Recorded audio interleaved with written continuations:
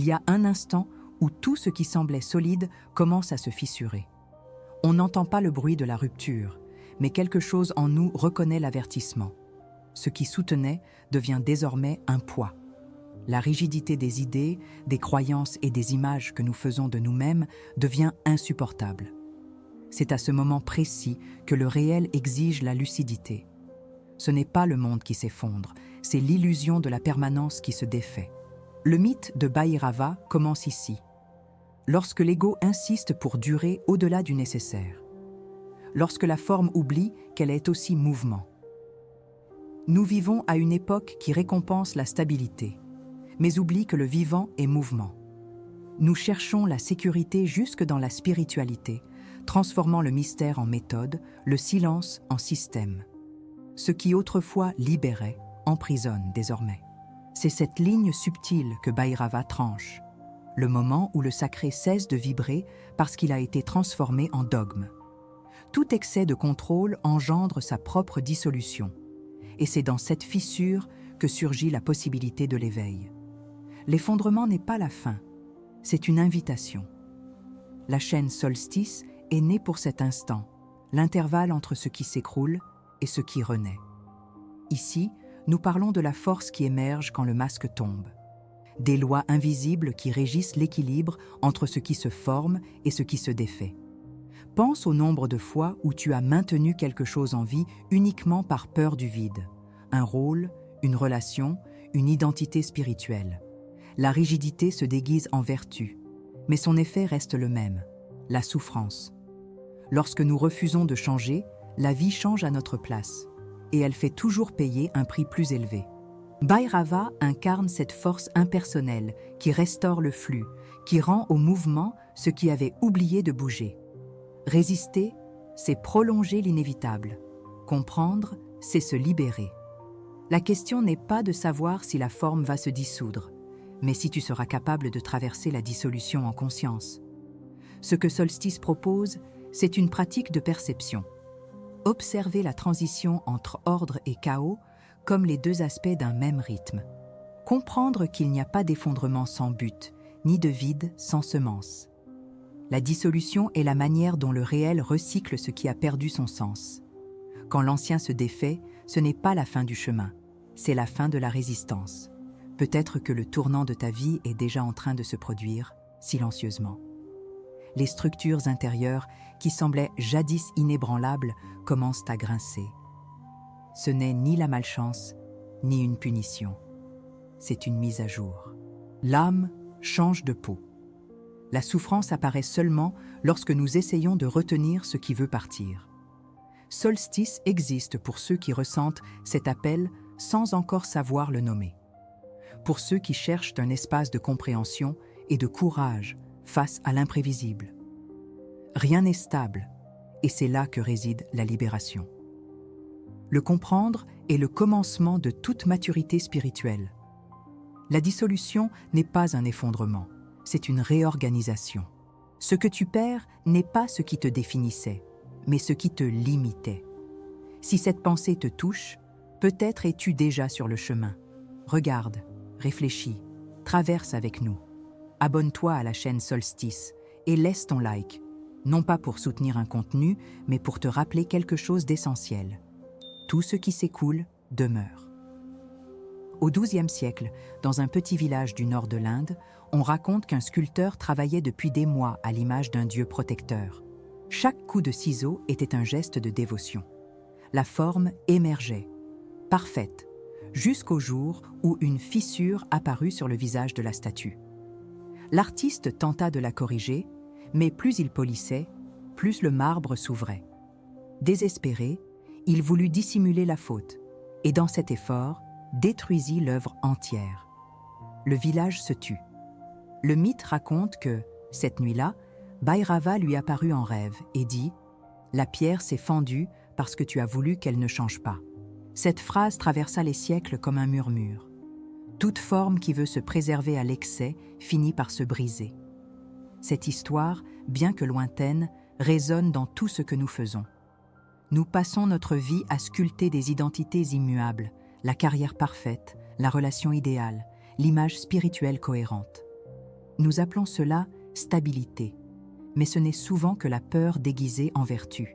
Le sculpteur, c'est nous, obstinés à soutenir ce qui ne vibre plus. La fissure est inévitable, car la vie ne supporte pas les enfermements. Quand la forme refuse de s'adapter, l'existence intervient. Et ce que nous appelons crise n'est bien souvent que la manière dont le réel se libère de ce qui s'est figé.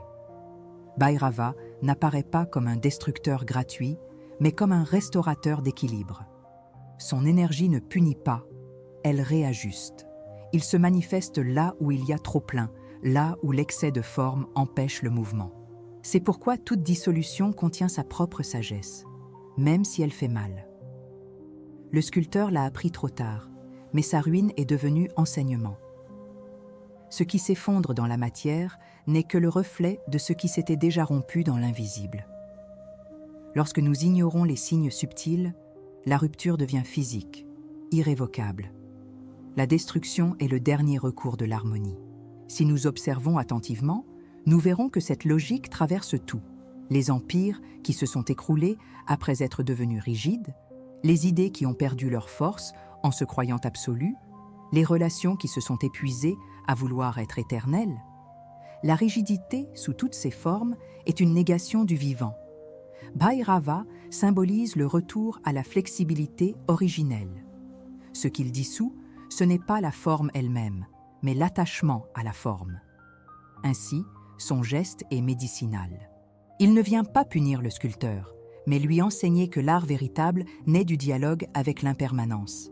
Le même élan qui crée la beauté est aussi celui qui, s'il se fige, la détruit. L'artiste en quête d'éternité doit apprendre à sculpter dans le détachement, à créer en sachant que son œuvre devra un jour se dissoudre. L'ambiguïté réside dans cette acceptation. La fragilité fait partie de la perfection. La fissure n'est pas une faute, c'est un passage. Elle révèle que le vivant palpite sous la surface. Ce qui se brise n'est pas un échec, c'est la transformation en cours. Et seuls ceux qui soutiennent ce regard peuvent traverser l'effondrement sans se perdre. Après tout, on nous a appris à maintenir les formes, non à les laisser mourir. Mais c'est précisément là que commence l'apprentissage. La dissolution n'est pas l'opposé de la création, elle en est la continuité silencieuse. Le sculpteur a détruit sa statue, mais peut-être a-t-il sauvé sa conscience. Il a compris enfin que le sacré ne se laisse pas enfermer dans des contours fixes. Ce qui ne bouge plus pourrit. Ce qui s'écoule se renouvelle. Et ce principe vaut autant pour la pierre que pour l'être humain. Bhairava ne parle pas de destruction, mais d'honnêteté. Il est le miroir qui nous renvoie à la question essentielle. Qu'est-ce en moi qui essaie de durer plus qu'il ne devrait? Cette question n'est pas confortable, mais elle est libératrice. C'est elle qui marque le début de toute démarche consciente. Et si cette histoire t'a touché, c'est que quelque chose en toi a déjà commencé à bouger. Continue avec moi sur Solstice. Il reste tant à révéler sur ce qui doit se défaire pour que l'essentiel puisse demeurer. La rigidité ne se défait pas par décret. Elle se dissout par la présence. La plupart des gens tentent de gérer l'instabilité en renforçant le contrôle.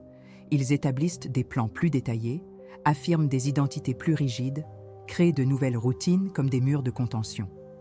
Mais le contrôle n'est qu'une version sophistiquée de la peur. Il procure un soulagement immédiat, tout en prolongeant la souffrance structurelle.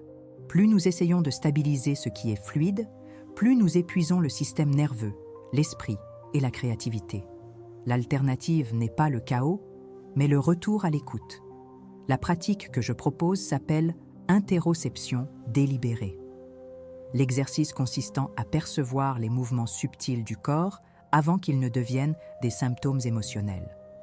L'interoception, la capacité de ressentir le corps de l'intérieur, est le principal antidote contre les schémas mentaux rigides. Lorsque tu déplaces ton attention du récit vers la sensation, le cerveau désactive les circuits de défense et rouvre la capacité d'adaptation.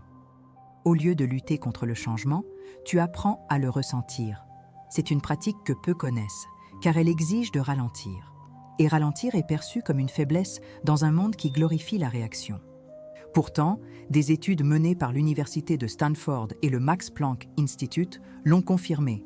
l'interoception réduit la rumination, régule l'anxiété et restaure la flexibilité cognitive, exactement l'inverse de la rigidité identitaire.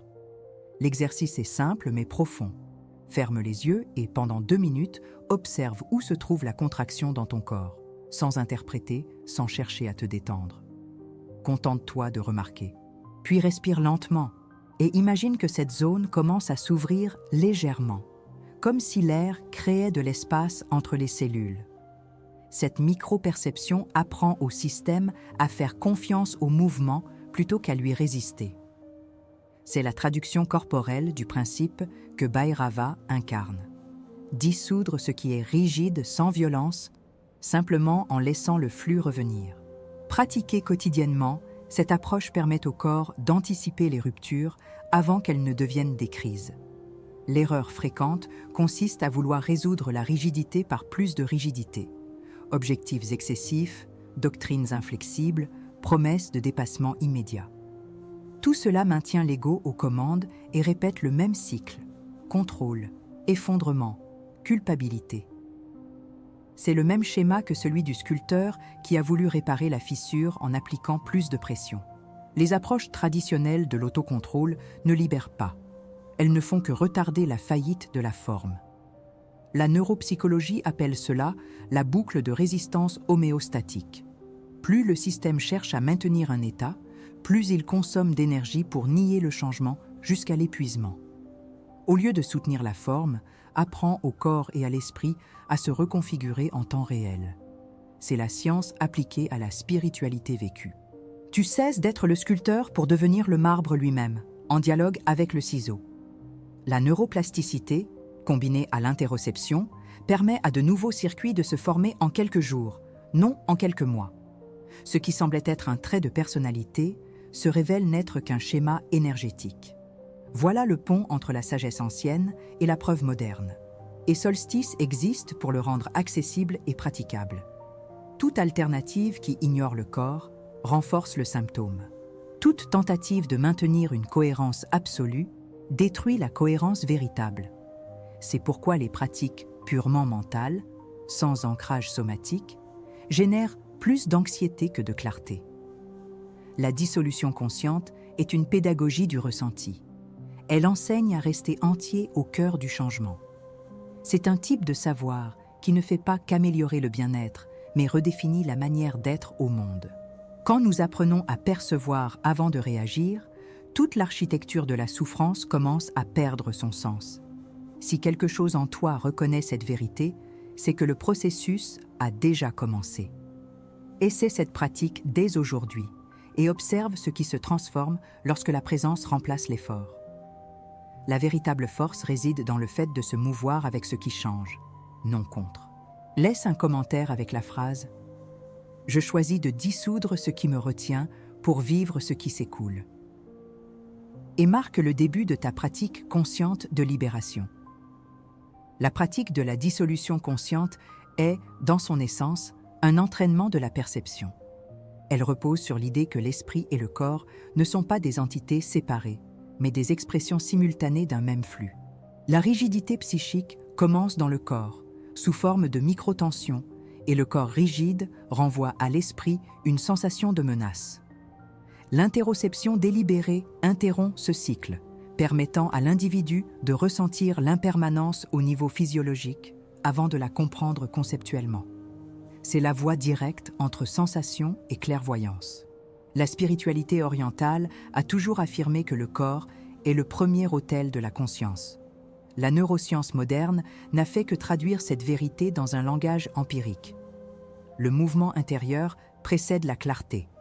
Dans le taoïsme, le principe qui gouverne cette pratique serait le retour au flux naturel, non par soumission, mais par alignement. Le corps, lorsqu'on l'écoute, révèle ce que l'esprit dissimule sous le discours de la cohérence. La résistance est toujours une tentative de retenir le fleuve.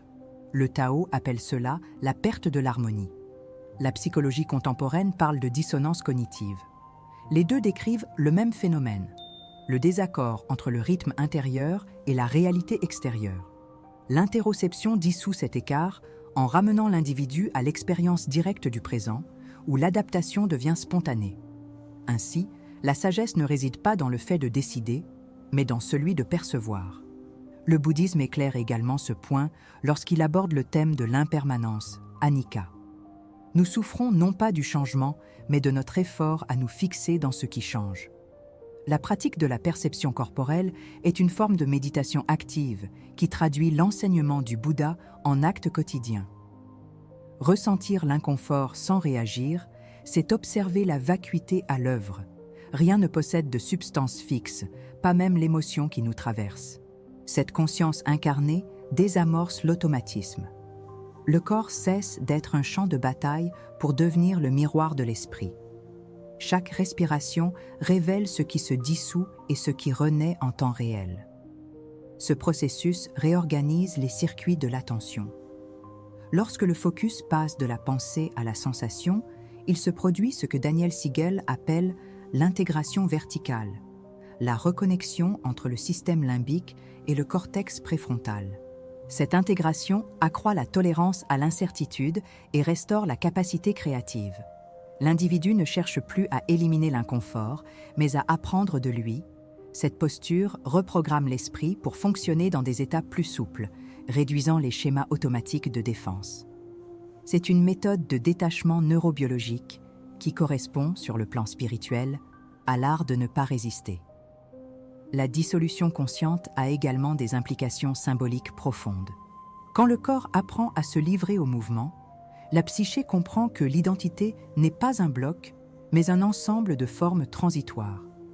Cette perception désarme l'idée d'un moi fixe et ouvre l'espace de ce que Jung appelait le soi, la totalité qui contient toutes les possibilités.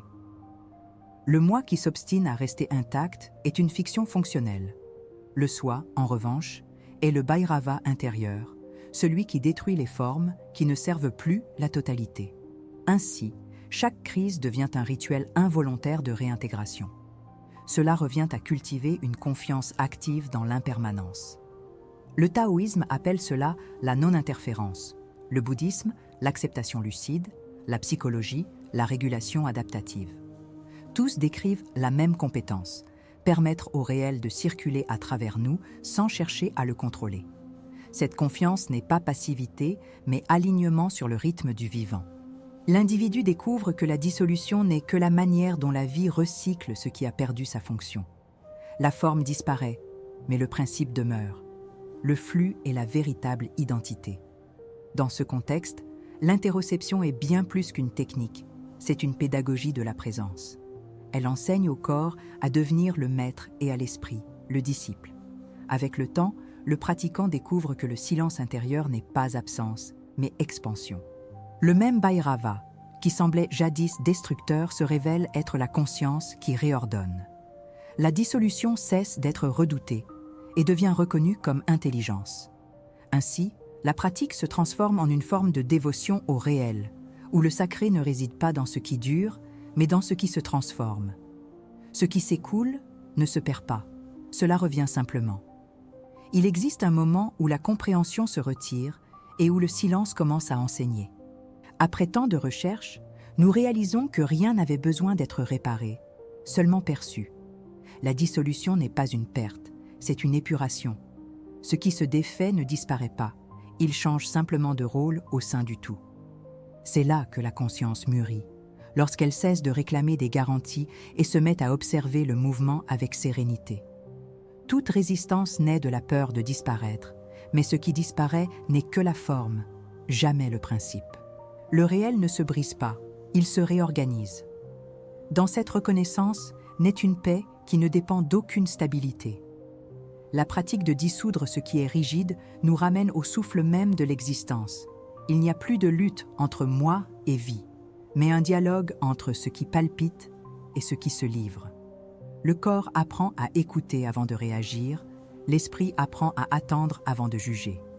Ce n'est pas une renonciation, c'est une précision. Le monde demeure le même, mais le regard devient plus léger, plus lucide. Celui qui apprend à se mouvoir avec le flux découvre que la liberté ne réside pas dans le choix de la direction, mais dans l'accord avec le rythme. Le contrôle se dissout, et avec lui, la peur. Cette compréhension n'est pas un point d'arrivée, mais le début d'une nouvelle forme de présence.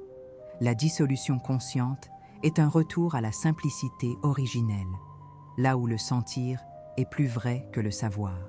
La spiritualité cesse d'être concept et redevient expérience. Tout comme l'eau ne discute pas la forme du vase, la conscience n'a pas besoin de défendre des identités. Elle s'écoule simplement, révélant ce que chaque instant demande. Telle est la lucidité de Bhairava, le pouvoir de demeurer entier même au cœur de la désintégration. Ce qui change, ce n'est que le contour. Le bénéfice de cette compréhension n'est pas d'échapper à la souffrance, mais de ne plus en être prisonnier. La douleur reste messagère, mais elle ne dicte plus la route. L'esprit qui a appris à se dissoudre reconnaît que la fluidité est la plus haute forme de stabilité. Le corps se détend, la perception s'élargit, le temps ralentit. Apparaît alors une sensation de retour, non vers un lieu, mais vers une présence antérieure à toute histoire. C'est ce que les anciens appelaient la maison. Et peut-être, au fond, que tout notre parcours n'a été qu'un désir de retour à cet espace-là. La philosophie taoïste se clôt toujours par une question, jamais par une réponse. Alors je te demande, qu'est-ce en toi qui croit encore devoir résister pour exister? Cette question ne demande pas de solution, mais d'écoute. Car chaque fois que tu essaies d'y répondre, un nouveau fragment se dissout. Et dans cette dissolution, quelque chose de plus vaste commence à respirer. L'apprentissage n'est pas de conclure, mais de permettre au non-savoir de devenir le nouveau centre. Le mystère est l'espace où la conscience se reconnaît sans avoir besoin de se définir. L'instant qui suit la compréhension est toujours le silence. Non pas le silence de celui qui n'a rien à dire, mais celui de celui qui a perçu que les mots ne peuvent contenir ce qui a été vu. C'est le vide fécond d'où tout renaît. Et peut-être est-ce là le véritable sens de la pratique, apprendre à se reposer dans l'inachevé. Rien ne s'achève, car rien n'a besoin d'être terminé.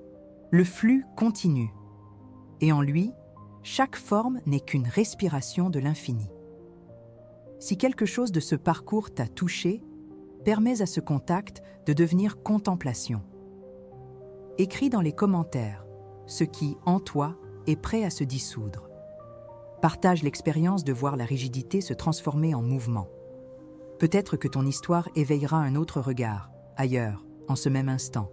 Et si tu sens que ce chemin est le tien, poursuis-le avec nous sur Solstice, là où le temps s'incline vers le silence, et où le silence se révèle comme le véritable maître.